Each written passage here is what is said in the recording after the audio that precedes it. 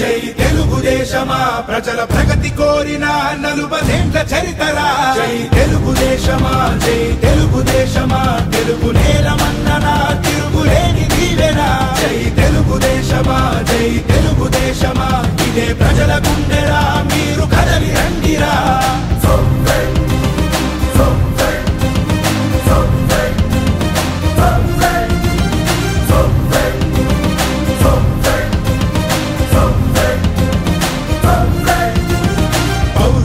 పురిటిగడ్డ తెలుగు నేల అంటూ స్థాపించను Telugu party NT రాముడు